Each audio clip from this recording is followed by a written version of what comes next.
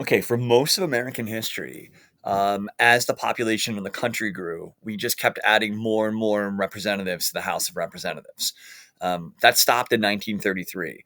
Once the House got to 435, the powers that be kind of thought that's enough, right? It's gotten too big. So we froze the number at 435 in 1933. And the Reapportionment Act of 1933 did that, right? So we're not adding any more reps to the House of Reps. So you can see the result of that if you look at the graph is that now because the number is frozen at 435, but the population in the country has continued to increase, is that this chart shows you that each rep is repping more citizens than they ever have before. So like the first reps are repping like 10,000 people each, and now it's like 750,000 per rep, right? So that's a negative byproduct of kind of doing this. But one of the things that does happen is that every 10 years we have a census. That's an attempt to try and count up the number of people that live in this country.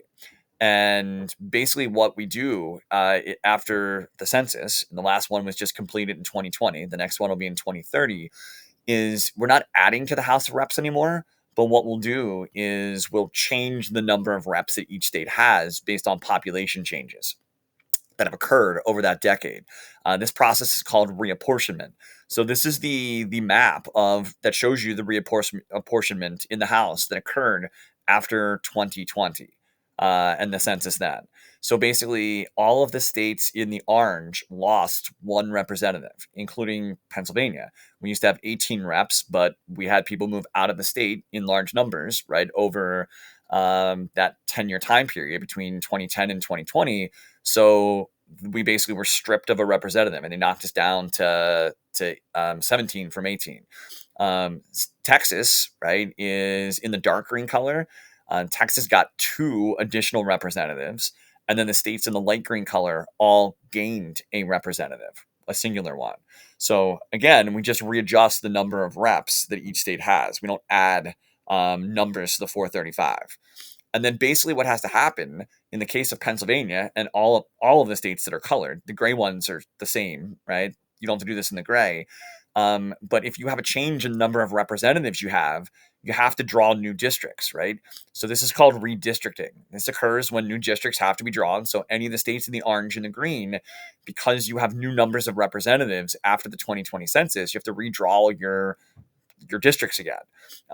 This is done by the state legislatures. So whatever party has control of the state legislature, right, at the time of the redrawing of the districts has a tremendous advantage, because what many of them will do is they will draw the districts in a way that will favor your own political party. This process is known as gerrymandering, nicknamed after the governor of Massachusetts in 1812, Elbridge Gerry, that first did this. He drew a district that people thought looked like a salamander or like a dragon. And gerrymandering, which is named after him, occurs that when a district has to be redrawn because you either gained a district or you lost a district, and at that 10-year mark, you have to redraw your congressional districts, you do it in a way that intentionally benefits your party. That's called gerrymandering, right? This happens in all of the states, that at that 10-year cycle, when the census occurs, whatever party is controlling your state basically will rig these districts in a way that will draw them to benefit their political party and help their party win as many elections in the House from your state as possible.